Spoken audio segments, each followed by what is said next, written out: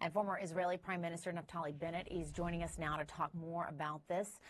Thank you so much for being here with us tonight. We appreciate it. I was just looking, you posted on X, essentially, the time for action is now, is what you were saying in a post. What does that mean for you?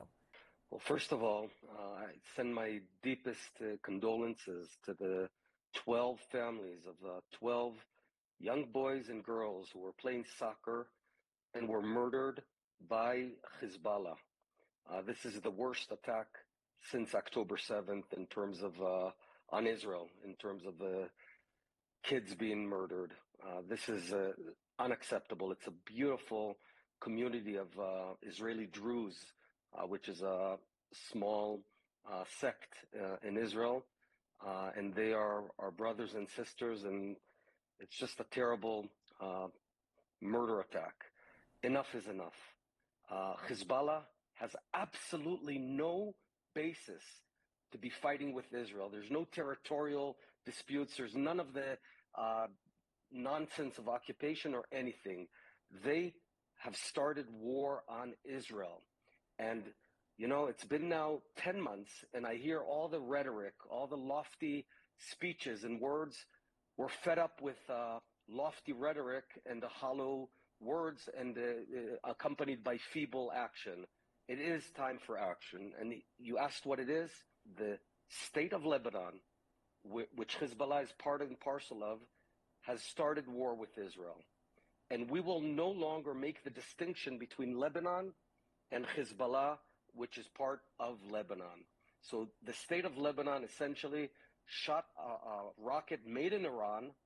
We know the name of the guy who shot it. His name is Ali Mahmoud Yihya.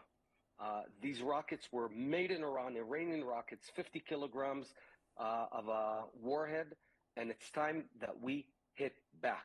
And we're still trying to confirm all of that information, just to be clear with our viewers, but I certainly hear you. You say that they started... Well, 12, there's one thing that you don't need to confirm.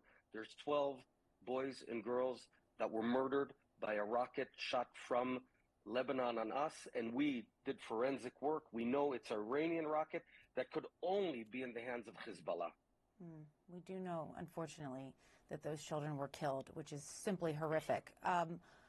You said that they've started a war with Israel. There's been a lot of concern, especially by the U.S. by U.S. officials, that this could escalate into war with Hezbollah, between Israel and Hezbollah.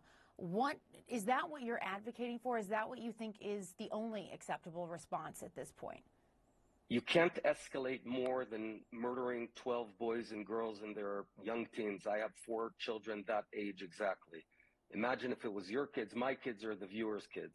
This was totally unprovoked, absolutely no reason, and this is a result of a feeble, weak policy of many words and speeches, but not enough action.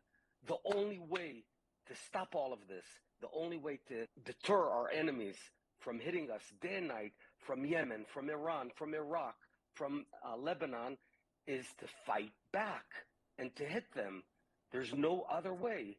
I hate war. I lost my best friend in war. We hate war. But when someone in unprovoked action kills our children, and make no mistake, those Druze Israeli kids are my children, we have to hit back. We can't have any more speeches. It's time for action. And so we know that Prime Minister Benjamin Netanyahu, who was here in the U.S., has cut that short. He's headed back to Israel now. He will meet with his war cabinet. What do you want to hear from them when they meet? What do you want the outcome of that meeting to be? The fundamental duty of a government is to provide security to its people. That's it. It's time to provide security to the Israeli people. If you can't do it, let someone else do it. And how to do it, I just explained. Hezbollah equals Lebanon. We should make no more distinction between the two. And I'll tell you, if Nasrallah wants to understand what he's causing the state of Lebanon, he can look down in Gaza and see what happened in Gaza. You see, he says that he's the defender of Lebanon, but in fact, by doing what he did this night and during the past 10 months, and having 80,000 Israelis evacuated from our homes, he effectively bringing destruction on the state of Lebanon. And let all the people of Lebanon know that Hezbollah and Nasrallah is playing games as a proxy of Iran and is destroying Lebanon. But we are not going to tweezer our way through and look for Hezbollah amid Lebanon. Hezbollah is part of the government. Hezbollah is part of Lebanon. And what Lebanon needs to do tonight is move all of Hezbollah away from the border, all the way up to the river of Litani, and stop everything they're doing. That is the only way they can prevent an all-out war. And I want to ask you, too, because these negotiations over a ceasefire and hostage deal are supposed to resume in Rome tomorrow. Israel just sharing its latest proposal for that deal. What kind of impact do you think that this attack is going to have on those talks? When someone kills our children, we cannot talk. We have to act. This is such a horrendous murder attack, because they shot a rocket not on a military base, not against fighters. They shot it on a quiet, peaceful Druze village in the Golan Heights called Majd al-Shams. Beautiful people and kids who were playing on a soccer field. And these are very accurate rockets.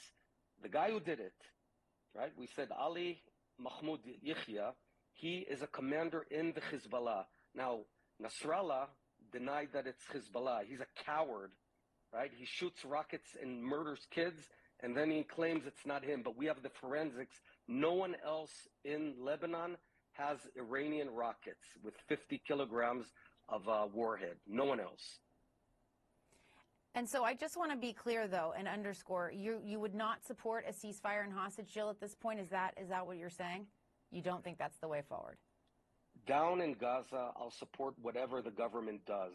I'm supportive of the government even when I think they're not doing the best of things. I have to be supportive of my own government. But up in the north, it's a different war, right? And we have Hezbollah just shooting us unprovoked, and they can't get away with this. So there is a way to reach a ceasefire up north, and the only way is for Hezbollah to move far away from our border. We have a agreed upon location in Israel. It's called the Litani River. If they push away, if they stop all of the hostilities, then they can avert all-out destruction of Lebanon. All right. Naftali Bennett, thank you for your time tonight. We appreciate it. Thank you, Jessica.